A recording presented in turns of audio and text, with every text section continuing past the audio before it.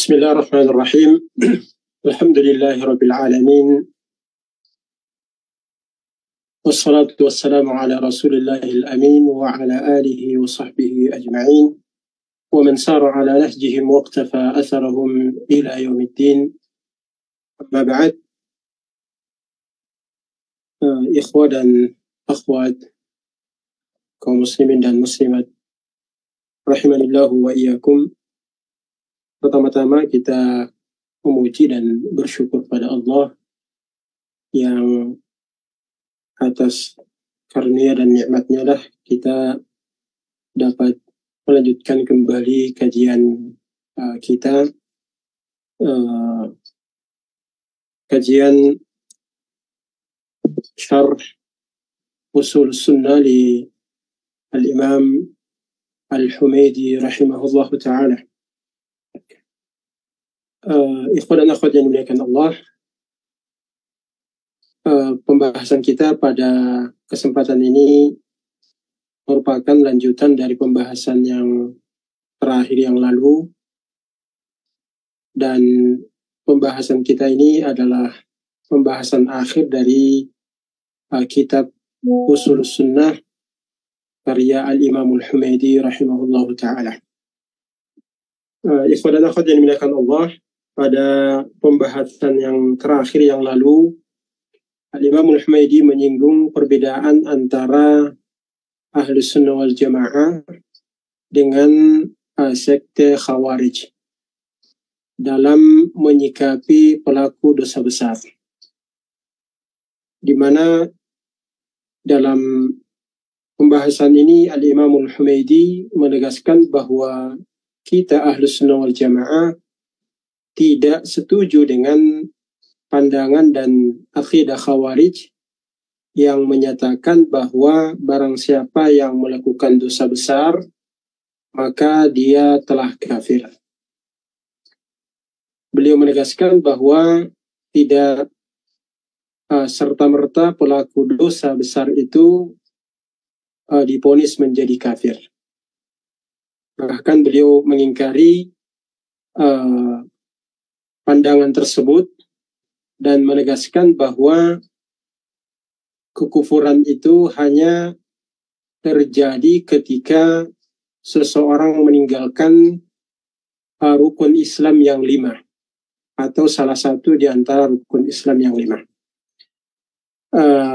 Ikhwan dan akhwat yang dimuliakan Allah Subhanahu wa taala. Jadi dalam poin ini ada dua hal yang perlu digarisbawahi. Yang pertama, bahwa Ahlus Sunnah wal Jamaah tidak mengkafirkan pelaku dosa besar. Tidak sama dengan kelompok Khawarij. Yang kedua, Ahlus Sunnah wal Jamaah memandang bahwa orang yang meninggalkan, apalagi mengingkari salah satu di antara rukun Islam, maka ini bisa jatuh dalam kekufuran atau bisa keluar dari Islam, bisa menjadi murtad. Jadi pada sisi bahwa dosa-dosa besar yang selain daripada yang dikemukakan tadi, meninggalkan salah satu di antara rukun Islam atau mengingkari rukun Islam, maka ini tidak divonis dan tidak dikafirkan. Tentu dengan beberapa prinsip dan dawabit yang mengatur tentang hal tersebut. Nah, ini poin yang digarisbawahi di dalam pembahasan ini. Lalu di akhir pembahasan, jadi kelanjutan dari pembahasan yang dikemukakan yang lalu, Al-Imam Al-Humaidi merinci perkara meninggalkan rukun Islam. Ya, beliau menegaskan bahwa innamal kufru fi tarkhil khamsi allati qala Rasulullah sallallahu alaihi wasallam buniyal islamu ala khamsin syahadati an la ilaha illallah wa anna muhammadan rasulullah wa iqamis salah wa ita'iz zakati wa shaumi ramadhana wa hajjil bait. Bahwa kekufuran itu terjadi ketika meninggalkan prinsip atau meninggalkan rukun Islam yang 5 yang dikemukakan atau yang ditegaskan oleh Nabi SAW bahwa Islam dibangun di atas 5 rukun. Yang pertama adalah syahadatain, ya syahadatu an la ilaha illallah wa anna Muhammadar Rasulullah, wa iqamis shalah, menegakkan salat, wa ita'iz zakah, menunaikan zakat, dan wa shaum Ramadan, berpuasa di bulan Ramadan, wa hajjul bait, dan berhaji ke Baitullah. Ini yang beliau kemukakan di dalam hal ini. Jadi beliau ingin memaparkan bahwa Ahlus Sunnah wal Jamaah berprinsip wasat, pertengahan pada perkara menjatuhkan vonis. Bahwa Ahlus Sunnah wal Jamaah tidak serta-merta memvonis pelaku dosa-dosa besar sebagaimana orang-orang Khawarij, tetapi pada sisi yang lain juga tidak seperti dengan kelompok Murji'ah yang sama sekali tidak menggubris dosa-dosa termasuk meninggalkan perkara-perkara besar seperti meninggalkan rukun Islam. Ikhwan dan akhwat yang dimuliakan Allah Subhanahu wa taala, kita akan membacakan paragraf terakhir dari buku ini sebagai kelanjutan dari pembahasan yang lalu. Setelah beliau mengatakan tadi, beliau mengatakan fa amma thalathun minha fala yunadharu tarikuha. Adapun 3 prinsip di antara 5 rukun tersebut, maka tidak perlu diperdebatkan hukum orang yang meninggalkannya. Artinya sudah otomatis vonisnya jatuh kepada mereka. Man lam yatashahad. Yang pertama, orang yang tidak bersyahadat, tidak mengucapkan syahadatain, syahadatu an la ilaha illallah wa anna Muhammadan Rasulullah. Walam yusalli, dan tidak menegakkan salat. Walam yasum, dan tidak berpuasa pada bulan Ramadan. Hukum meninggalkan ketiga rukun tersebut, kata beliau, tidak perlu lagi diperdebatkan. Jelas hukumnya. Li'annahu la yu'akhiru syai'un min hadha an waqtihi. Karena ketiga rukun ini tidak boleh ditunda untuk melakukannya, untuk melaksanakannya dari waktu yang telah ditentukan. Wala yujzi'u man qadahu ba'da tafritihi fihi 'amidan an waqtihi.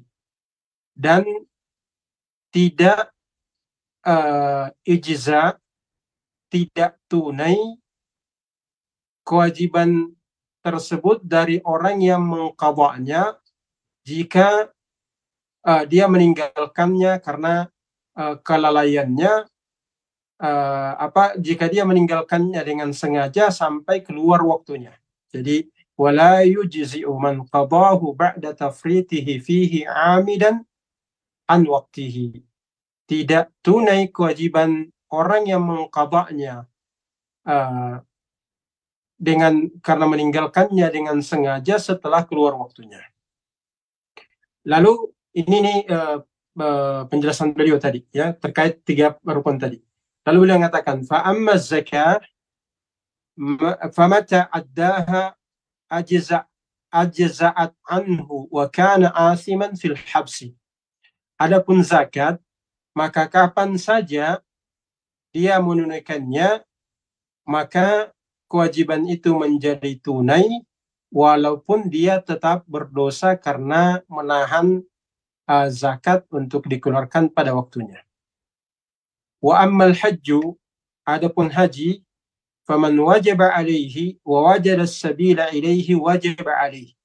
Adapun haji, maka barang siapa yang telah memenuhi kewajiban wajibnya haji, lalu ia mampu untuk melaksanakannya, maka dia wajib untuk menunaikan haji tersebut. Wala yajibu alaihi fi 'ammihi dzalika hatta la yakuna lahu minhu buddun. Akan tetapi pada tahun di mana seharusnya dia berhaji, akan tetapi tidak wajib atasnya untuk menunaikannya secara langsung, secara tunai hingga ia tidak memiliki lagi waktu sama sekali untuk menunaikannya. Ini terkait masalah apakah haji itu sifatnya al-faur, harus cepat ditunaikan atau tidak. Mata addahu kana muaddiyan walam yakun asiman fi ta'khirihi idza addahu. Kapan saja dia menunaikan ibadah haji tersebut, maka haji itu tunai dan dia dianggap telah menunaikannya. Walam yakun asiman fi ta'khirihi idza addahu. Dan sekalipun dia mentakhirkannya, toh kalau dia menunaikannya walaupun sudah tertunda, maka dia tidak berdosa dengan menundanya. Kama kana asiman fi zakat. Tidak sebagaimana seseorang yang menunaikan zakat, maka dia berdosa karena menundanya. Lianna zakata haqqun limuslimina masakina habasahu alaihim fakana asiman hatta wasala ilaihim. Tidak sama dengan zakat, karena zakat ada unsur hak dari kaum muslimin, ya, dari orang-orang fakir dari kaum muslimin, orang-orang miskin dari kaum muslimin yang ditahan oleh orang yang tidak menunaikan kewajiban zakatnya, maka dia berdosa hingga ia menunaikan dan memberikan zakatnya dan menyerahkannya kepada orang-orang yang berhak menerimanya. Wa ammal hajju fakana fima bainahu wa bain rabbih idza addahu faqad adda. Adapun haji, maka ini adalah kewajiban yang murni antara seorang hamba dengan Allah Subhanahu wa ta'ala. Kapan saja dia menunaikannya, maka kewajiban itu sudah tunai. Wa in huwa mata wa huwa wajidun mustati'un wa lam yahujja sa'ala ar-raj'ata ila dunya an yahujja. Kalau dia wafat, dia meninggal sedang dia memiliki kemampuan untuk menunaikan ibadah haji, lalu dia tidak menunaikannya, maka kelak, ini menurut beliau, kelak nanti akan meminta kepada Allah Subhanahu wa ta'ala untuk dikembalikan ke dunia ini untuk berhaji. Ya. Kemudian beliau katakan, wa yajibu li ahlihi an yahujju anhu.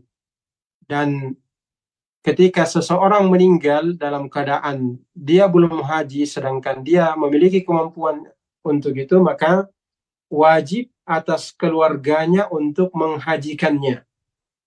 Wa narju an yakuna dzalika muaddiyan anhu. Kita dengan demikian kita berharap bahwa orang tersebut dipandang sudah menunaikan kewajiban tersebut sekalipun yang melakukannya adalah keluarganya. Kama law kana alaihi dainun faqudiya anhu ba'da mautihi. Sebagaimana jika seseorang meninggalkan utang yang belum dibayar hingga dia wafat, lalu kemudian dibayarkan oleh orang lain, maka lalu kewajiban tersebut dibayarkan atau utang tersebut dibayarkan oleh orang lain setelah wafatnya, maka utang itu menjadi tunai.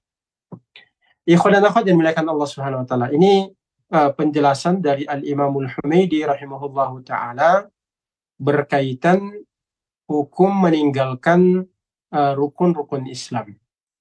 Secara global kita lihat di sini beliau membedakan antara rukun tersebut. Beliau mengatakan bahwa untuk rukun pertama, kedua, dan ketiga, yaitu syahadatain, salat, dan puasa, maka ini otomatis dipandang kafir, ya, dipandang kafir. Karena beliau beralasan bahwa semua ini tidak bisa ditunda dari waktunya. Tidak bisa ditunda waktunya. Dan alasan yang lain bahwa orang yang mengqadha salat dan mengqadha puasa setelah meninggalkannya dengan sengaja, maka ini qadanya tidak diterima. Qadanya tidak dipandang tunai. Ini alasan beliau terkait dengan pernyataan bahwa la yunadharu tarikuha, tidak perlu lagi didiskusikan orang yang meninggalkan ketiga rukun tersebut, yaitu meninggalkan syahadatain, meninggalkan salat, dan meninggalkan puasa. Jadi beliau memandang seperti itu. Kemudian yang kedua, kelompok yang kedua di antara rukun ini, yaitu zakat dan haji, kata beliau bahwa orang yang meninggalkannya, maka ketika dia mengqadhanya, jadi mengeluarkan zakat tetapi telat dari waktunya, ini dipandang tunai. Begitu juga ibadah haji yang menurut beliau ketika seseorang menunda hingga akhir hayatnya tetapi masih sempat menunaikannya, maka itu tetap tunai kewajiban tersebut. Bahkan ketika seseorang wafat sementara dia belum haji dan dia memiliki kemampuan untuk itu, maka ketika ditunaikan oleh orang lain, dihajikan oleh orang lain, maka ini juga sudah tunai. Hanya saja beliau bedakan bahwa untuk zakat ini sekalipun akhirnya ditunaikan atau diqadha dan dikeluarkan zakat di luar waktunya, maka ini berdosa karena ada hak mustahiq yang tertunda dari waktu yang telah ditetapkan. Tentu yang dimaksudkan waktu mengeluarkan zakat bagi dia, karena peraturan terkait masalah zakat, ketentuan terkait masalah zakat, waktunya ditentukan berdasarkan haulnya masing-masing. Jadi ini yang dimaksudkan di situ. Sedangkan haji, karena dia adalah murni hak dan kewajiban antara Allah dengan hamba, yaitu kewajiban seorang hamba kepada Allah, maka tidak ada unsur dosa sekalipun dia menundanya hingga waktu akhir hayatnya. Ini pembahasan masuk dalam pembahasan yang terkait apakah kewajiban haji itu sifatnya harus alal faur, ya harus segera, atau bisa ditunda. Ini khilaf di kalangan fuqaha. Ini penjelasan yang berkaitan dengan pembahasan ini yang dikemukakan oleh Al-Imamul Humaidi rahimahullah ta'ala. Baik, ikhwan dan akhwat yang dimuliakan Allah Subhanahu wa taala. Jadi pembahasan ini spesifik membahas tentang orang yang meninggalkan rukun Islam atau di antara rukun-rukun Islam tersebut. Umumnya pembahasan ini sebetulnya dibahas dalam kitab-kitab fikih. Para fuqaha juga telah membahasnya, baik pada bab yang berkenaan dengan salat, berkenaan dengan puasa, atau berkenaan dengan zakat, bahkan dan juga haji, atau masuk dalam pembahasan hukum riddah. Ini ada dua kemungkinan pembahasan ini disebutkan dalam buku-buku para ulama. Apakah dia masuk dalam kitabus shalah untuk salat, kitabus siyam untuk puasa, kitabus zakat untuk zakat, dan kitabul hajj untuk pembahasan tentang ibadah haji, atau dia masuk khusus pada pembahasan babur riddah. Ya khadana khadin milakan Allah Subhanahu wa taala. Pembahasan ini tidak luput dari pro kontra di kalangan para ulama, di kalangan para fuqaha terkait masalah hukuman masing-masing. Tetapi perlu dicatat di sini bahwa kelima rukun ini, atau kalau kita keluarkan rukun yang pertama memang kondisinya hanya satu, bahwa orang meninggalkan syahadatain itu memang adalah kafir. Dia tidak dihitung sebagai muslim aslan karena dia tidak bersyahadat. Karena pintu masuknya ke dalam Islam adalah syahadatain. Sementara orang yang meninggalkan syahadat, tidak bersyahadat, maka ini tidak lagi tidak dipandang sebagai muslim, sehingga dia hukum asalnya dia memang adalah kafir. Masalahnya adalah pada 4 rukun yang lain, yaitu rukun tentang salat, tentang puasa, zakat, dan haji.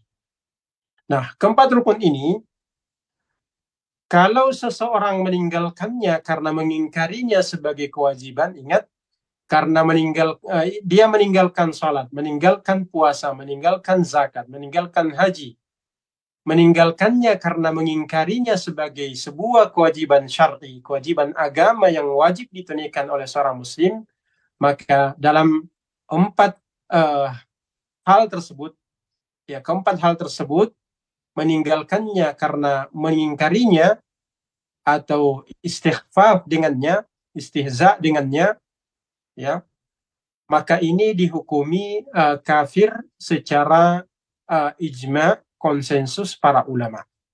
Jadi orang yang meninggalkan salat karena mengingkari kewajiban salat tersebut, atau meninggalkan puasa dan mengingkari kewajiban berpuasa tersebut, atau meninggalkan zakat, tidak menunaikan zakat dan mengingkarinya sebagai kewajiban agama, meninggalkan haji setelah dia memenuhi persyaratan dan mengingkarinya karena meninggalkannya karena mengingkarinya sebagai kewajiban agama, maka ini kafir berdasarkan ijma para ulama. Karena keempat hal tersebut adalah perkara yang sangat jelas, sangat jelas dan terang di dalam agama. Dia termasuk perkara yang diistilahkan dengan ma'lumun minad dini bid-darurah.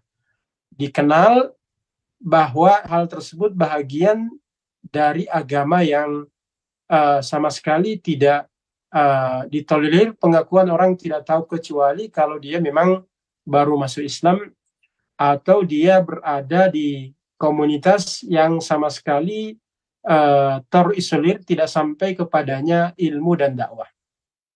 Nah, jadi kalau seseorang meninggalkannya karena juhud, karena mengingkari, maka ini bil ittifaq. Ijma para ulama kita memvonisnya sebagai orang yang kafir, keluar dari Islam. Tidak salat karena mengingkari kewajiban salat, kafir. Tidak puasa karena mengingkari kewajiban puasa tersebut, dia kafir. Tidak menunaikan zakat padahal dia memiliki kewajiban zakat, memenuhi persyaratan untuk menunaikan zakat, lalu dia tidak mengeluarkannya karena mengingkarinya, maka ini juga kafir. Begitu juga dengan haji. Meninggalkan haji setelah memenuhi kewajiban haji tersebut lalu tidak melaksanakannya karena mengingkarinya, maka ini kafir bil ijma'. Selain daripada pengingkaran tadi, jadi meninggalkan keempat perkara tersebut, rukun tersebut, salat, puasa, haji, dan zakat dan haji, selain karena mengingkarinya, ini yang ada khilaf di kalangan ulama. Ada khilaf di kalangan ulama kita, orang yang meninggalkan salat karena selain mengingkarinya. Dia tidak mengingkari, dia tetap mengakuinya bahwa itu adalah kewajiban. Tetapi ada faktor-faktor lain yang menyebabkan dia meninggalkannya. Maka ini khilaf di kalangan ulama. Begitu juga dengan zakat, begitu juga dengan puasa. Nah, ini pembahasan cukup panjang dibahas oleh para ulama kita, para fuqaha kita dalam kitab-kitab mereka. Nah, khusus untuk salat ya.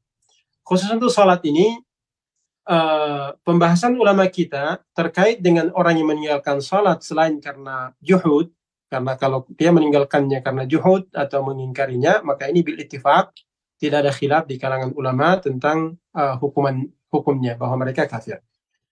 Namun yang diperselisihkan kalau dia tetap mengakui bahwa itu adalah kewajiban, namun dia meninggalkannya karena malas misalkan, ya karena malas, maka ini khilaf di kalangan ulama kita. Kalangan ulama kita diperselisihkan tentang hal tersebut. Kalau dia meninggalkan salat sekalipun dia mengakui bahwa itu adalah kewajiban salat, kewajiban agama yang harus ditunaikan, tetapi dia tetap meninggalkannya entah karena malas atau faktor lainnya, maka khilaf di kalangan ulama. Ada ulama kita yang mengatakan bahwa ini perkara yang sama sekali tidak bisa ditolerir, sehingga dia tetap divonis menjadi kafir. Jadi ini di kalangan ulama ada yang memvonisnya sebagai orang yang kafir karena ini termasuk perkara yang tidak bisa ditolerir di dalam hal tersebut. Sementara sebagian ulama yang lainnya mengatakan selama dia mengakuinya sebagai kewajiban agama, akan tetapi karena faktor malas atau faktor-faktor lainnya yang bukan sampai pada mengingkarinya, tidak menyebabkan dia divonis menjadi kafir, sekalipun ini adalah perkara yang sangat besar dan hukumannya juga tidak ringan selain daripada hukum memvonisnya menjadi kafir. Ikhwan dan akhwat yang dimuliakan Allah Subhanahu wa taala. Terkait dengan orang yang meninggalkan salat setelah mengakuinya sebagai sebuah kewajiban agama, akan tetapi dia meninggalkannya karena malas misalkan, dalam madhab Syafi'i atau dalam madhab Syafi'iyah dipandang bahwa orang yang meninggalkannya karena malas semata itu tidak divonis menjadi kafir. Dia tetap muslim walaupun dia bisa kemudian dihukum dengan hukuman yang berat. Ya. Dalam kitab Al-Majmu' Syarhul Muhadzab oleh Al-Imam Nawawi, beliau mengatakan pamadhabuna al-masyhuru annahu yuqtalu haddan wa la yakfuru wa bihi qala Malik wal aktsaruna min as-salaf wal khalaf. Beliau mengatakan bahwa madhab kami, madhab Syafi'iyah, yang madhab yang masyhur di kalangan Syafi'iyah, bahwa dia dihukum ya dengan hukuman bunuh, ya, hukuman bunuh, tetapi ini sebagai hukuman had, dan tidak kafir dengan meninggalkan sholat tersebut. Jadi di sini dibedakan, beliau membedakan antara hukuman bunuh di sini.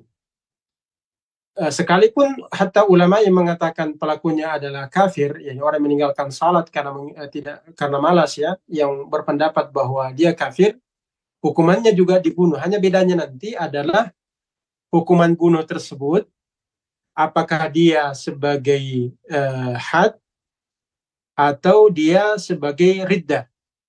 Kalau dia sebagai riddah, sebagaimana pendapat ulama yang lain yang akan disebutkan oleh Al-Imam Nawawi juga di sini, maka kalau dia dibunuh karena dihukumi sudah kafir, maka tentu hukum-hukum yang berkenaan dengan penyelenggaraan jenazahnya tidak sesuai lagi dengan ketentuan dalam penyelenggaraan jenazah dalam Islam. Ini bedanya. Sementara kalau dia hukumannya adalah hukuman bunuh sebagai had, bukan karena riddah, maka dia tetap berlaku padanya hukum-hukum yang berkenaan dengan penyelenggaraan jenazah muslim.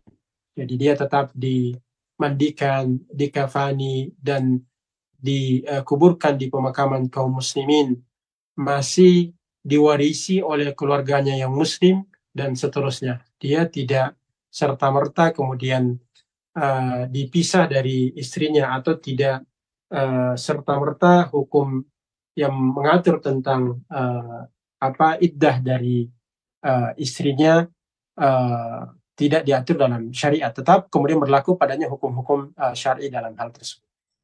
Jadi Al-Imam Nawawi menukil di sini bahwa pendapat Syafi'iyah atau pendapat Al-Imam Syafi'i dan Syafi'iyah, orang yang meninggalkan salat karena malas ini tetap dihitung sebagai muslim, tetapi bisa saja kemudian dijatuhkan hukuman berupa hukum bunuh kalau dia konsisten tidak salat, ya, walaupun dia mengakui bahwa itu adalah kewajiban agama. Ini adalah pendapat Syafi'iyah, Imam Syafi'i, dan menurut Al-Imam Nawawi juga ini adalah pendapat daripada Imam Malik dan beberapa kalangan salaf yang lain, bahkan khalaf yang lain. Wa qalat ta'ifatun yakfuru wa yujra alaihi ahkamul murtaddina fi kulli syai'.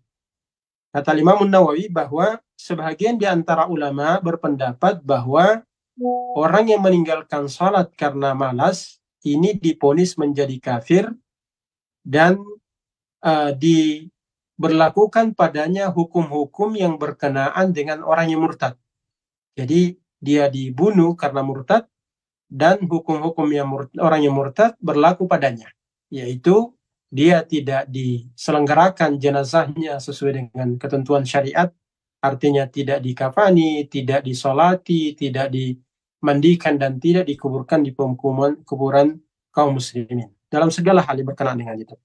Kata Imam Nawawi, pendapat ini diriwayatkan dari Imam Ali bin Abi Thalib radhiyallahu ta'ala, dan ini juga adalah pendapat Al-Imam Abdullah bin Mubarak, Ishaq bin Rahoya, dan juga merupakan salah satu pendapat dari Al-Imam Ahmad, ya, Imam Ahmad rahimahullah ta'ala. Ada dua pendapatnya, tetapi pendapat yang kuat dari Imam Ahmad bahwa beliau memandang pelakunya adalah kafir dan berlaku padanya hukum-hukum murtad. Imam Nawawi juga menyebutkan bahwa ini juga pendapat dari salah seorang di antara a'immah Syafi'iyah, yaitu Imam Mansur Al-Faqih. Ini pendapat yang dinukil oleh Al-Imam Nawawi dari ulama yang mengatakan bahwa pelakunya keluar murtad dan keluar dari Islam dan diponis menjadi kafir. Sementara ulama yang lain, Al-Imam Sufyan Ats-Tsauri dan Abu Hanifah dan sebahagian di antara ulama Kufah, bahkan termasuk di antaranya Al-Imam Al-Muzani dari kalangan Syafi'iyah, memandang tidak kafir dan tidak diponis, tidak dibunuh, ya, tidak dibunuh. Jadi perbedaannya antara pendapat yang ketiga ini pada hukuman yang diberikan kepadanya.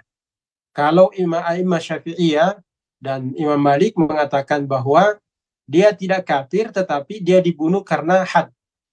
Sementara pendapat yang kedua, dia adalah kafir dan dibunuh karena murtad. Yang ketiga, pendapat yang dinukil oleh Imam An-Nawawi di sini bahwa dia tidak kafir dan tidak dibunuh. Dia tidak kafir dan tidak dibunuh. Hanya dia dihukum dengan hukum ta'zir atau dia dipenjara hingga dia sholat. Ini hikayat pendapat dari kalangan ulama. Tentu masing-masing punya argumentasi yang satu sama lain. Bisa saja argumentasinya, dalilnya sama, tetapi pemahaman para ulama dalam memahami dalil tersebut bisa berbeda antara satu dengan yang lain. Pembahasannya tentu dikaji dalam buku-buku fikih. Namun ini menggambarkan kepada kita bahwa meninggalkan sholat ini bukan perkara yang ringan. Bukan perkara yang ringan. Sehingga ulama kita begitu tegas di dalam menentukan hukuman bagi mereka.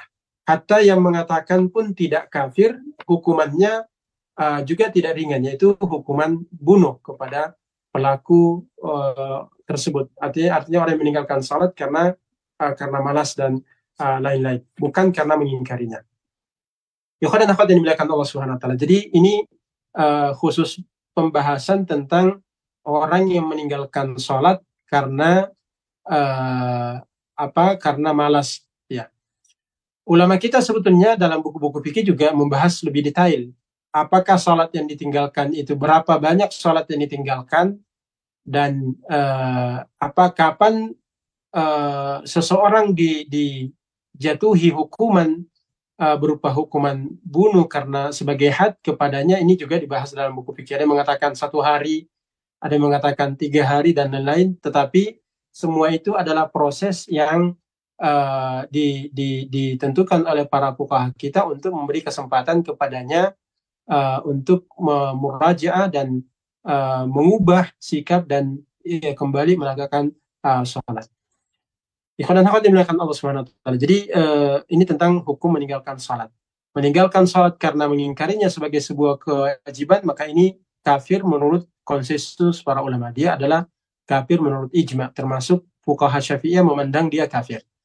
Akan tetapi kalau dia meninggalkan salat bukan karena mengingkarinya, tetapi karena faktor lain, misalkan karena malas dan lain-lain, maka ini di kalangan ulama, kalangan fuqaha berbeda pendapat. Ada yang mengatakan dia kafir, sebagaimana pendapat beberapa fuqaha, di antaranya adalah Ibnu Mubarak, kemudian Ishaq bin Rahoya, dan Al-Imam Ahmad dalam salah satu riwayat dari pendapat beliau, mazhab beliau, dia divonis menjadi kafir dan dibunuh sebagai hukuman riddah.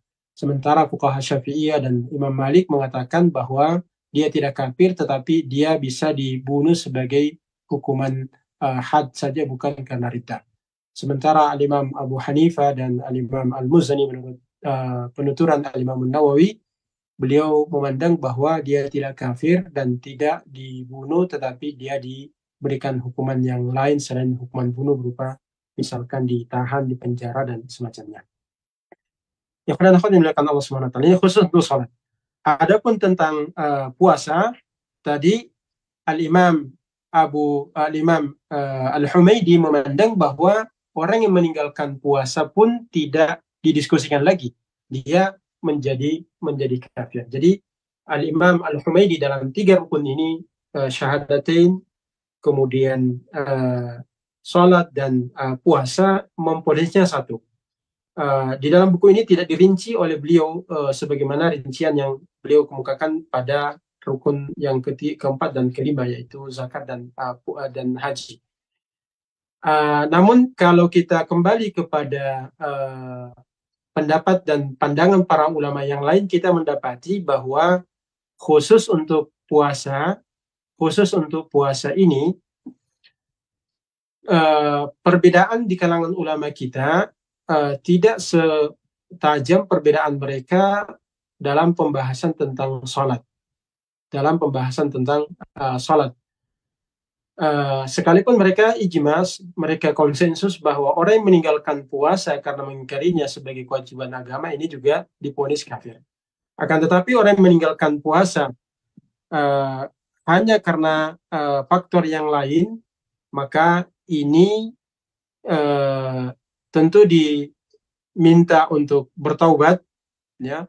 Dan kalau dia bertaubat dan dia menunaikan puasanya, maka kewajiban vonis yang bisa jatuh pada dirinya ketika dia tadinya mengingkari kewajibannya lalu bertobat dan kemudian berpuasa, maka ini tidak berlaku padanya hukum riddah. Ini antaranya disebutkan dalam kitab Al-Fiqhul Manhaji ala Madhab Imam Syafi'i.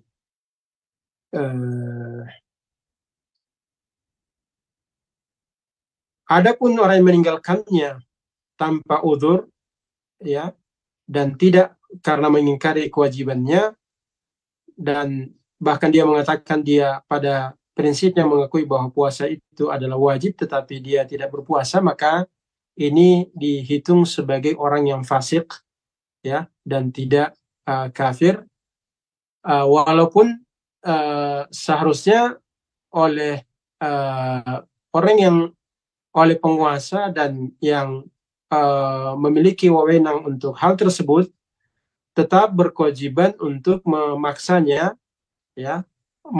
untuk berpuasa. Jadi orang yang meninggalkan puasa bukan karena mengingkari kewajibannya, dalam buku fikih diantaranya dikatakan bahwa seharusnya penguasa memaksa dia untuk berpuasa, ya, hatta walau kalau perlu ditahan dan tidak diberi makan dan minum sama sekali, agar dia di waktu siang tentu saja, agar dia nampak sebagai orang yang berpuasa. Jadi di sini dikatakan dalam kitab Al-Fiqhul Manhaji bahwa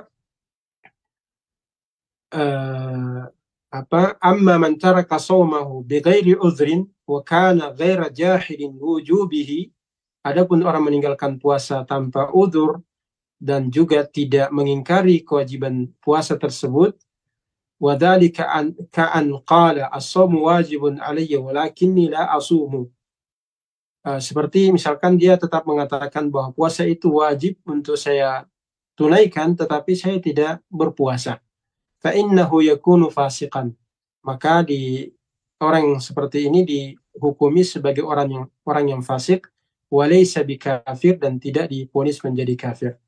Wa wajaba ala hakimil muslimina habsuhu wa man'uhu min at-ta'ami wasyarabi naharan liyahsula lahu as-shaumu bidzalik walau surah.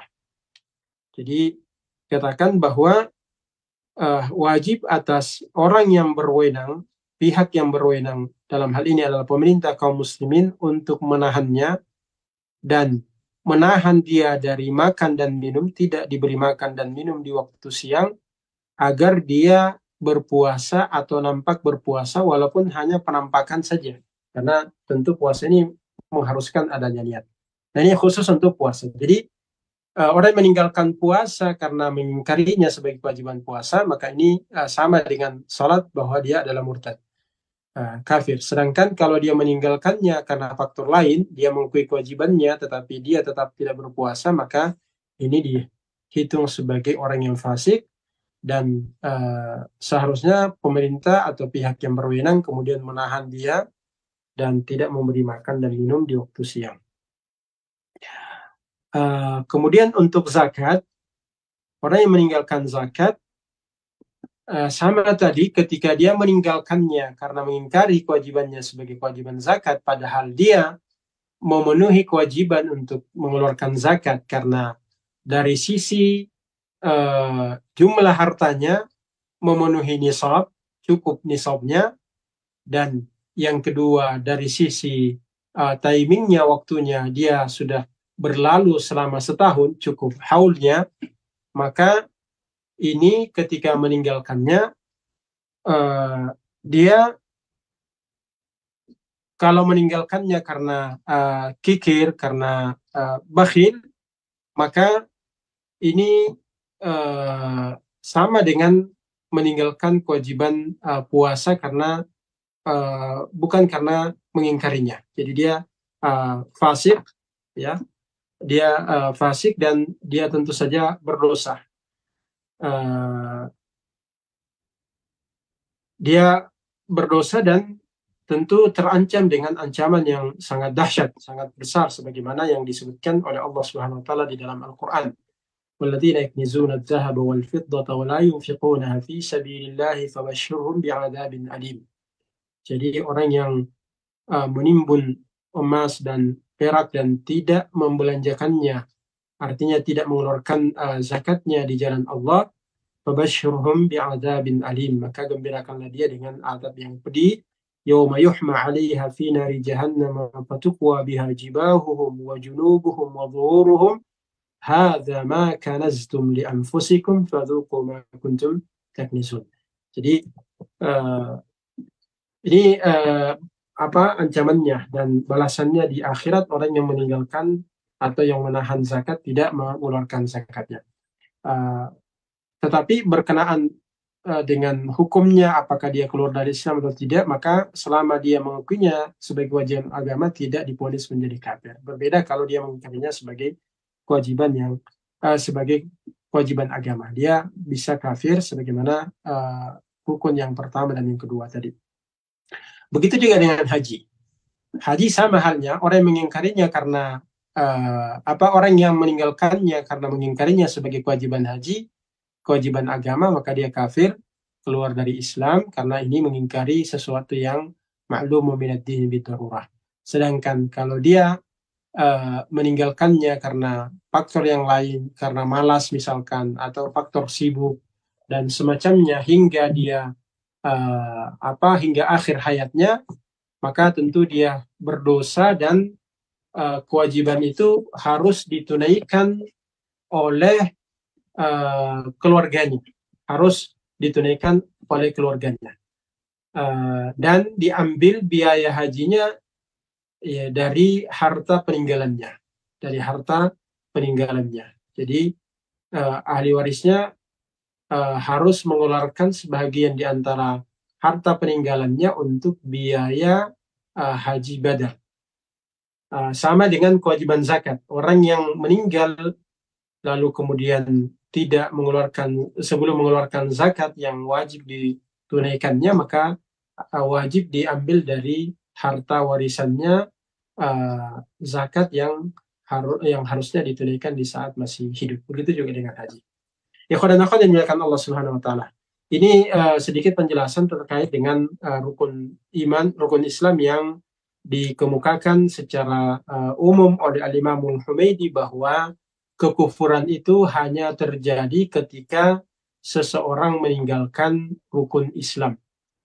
Dengan rincian yang kita kemukakan tadi, Apa yang dikemukakan oleh Imam Humaidi sedikit tidak rinci, namun ketika kita memparalelkan dengan pembahasan yang dikemukakan oleh para ulama, nampak jelas bahwa orang yang meninggalkan rukun-rukun Islam, terutama rukun yang pertama karena mengingkarinya, bahkan rukun kedua, ketiga, dan keempat dan kelima kalau mengingkarinya sebagai kewajiban agama, maka dia menjadi kafir. Sedangkan ketika meninggalkannya bukan karena mengingkarinya, ini ada khilaf di kalangan ulama, terutama dalam pembahasan berkenaan dengan orang meninggalkan salat selain karena kekufuran. Ini perbedaan yang tajam. Banyak di kalangan ulama, termasuk ulama mu'asirin, memponisnya sebagai orang yang kafir karena tegasnya dalil-dalil yang berkenaan dengan itu. Sekalipun diakui bahwa masing-masing punya hujjah yang tentu saja sangat sangat kuat, dan perbedaan ijtihad di kalangan ulama di sini bisa ditolerir bahwa punya masing-masing argumentasi. Ikhwan dan akhwat yang dimuliakan Allah Subhanahu wa taala. Ini dengan ini kita telah mengakhiri pembahasan silsilah syarah usul sunnah di Al-Imam Abu Bakar Abdullah bin Zubair Al-Humaidi Asy-Syafi'i rahimahullahu taala. Semoga apa yang beliau tuliskan dalam kitabnya menjadi pemberat timbangan amal beliau di sisi Allah Subhanahu wa taala, dan semoga penjelasan beliau dalam kitab ini memberi manfaat kepada kita dan menjadi pegangan bagi kita sebagai muslim, dan dalam pembahasan akidah lebih spesifik sejalan dengan akidah Ahlus Sunnah wal Jamaah. Ikhwan dan akhwat yang dimuliakan Allah Subhanahu wa taala, tentu apa yang beliau kemukakan di sini tidak mewakili semua pembahasan akidah yang dibahas oleh Ahlus Sunnah wal Jamaah, namun beliau sudah mengemukakan poin-poin penting, poin-poin penting, prinsip-prinsip penting yang menjadi prinsip Ahlus Sunnah wal Jamaah di masa beliau, karena beliau menulis ini tentu tidak bisa lepas dari kondisi di saat beliau masih hidup. Dipandang bahwa apa-apa yang beliau kemukakan di sini itulah yang ada penyimpangan dari kelompok-kelompok lain di luar Ahlus Sunnah wal Jamaah, maka beliau menuangkan apa yang beliau kemukakan di sini untuk menegaskan prinsip Ahlus Sunnah wal Jamaah dalam pembahasan akidah pada poin-poin tersebut. Demikian, lebih dan kurangnya mohon dimaafkan. Semoga Allah Subhanahu wa taala mengampuni kekurangan dan kelemahan saya dalam menyampaikan pembahasan ini, dan semoga memberi manfaat kepada saya dan kepada yang mendengarkan syarah ini. Subhanakallahumma wa bihamdik, asyhadu an la ilaha illa anta, astaghfiruka wa atubu ilaik. Wassallallahu ala nabiyyina Muhammadin wa ala alihi wa sahbihi ajma'in. Wa akhiru da'wana alhamdulillahi rabbil alamin. Wassalamu alaikum warahmatullahi wabarakatuh.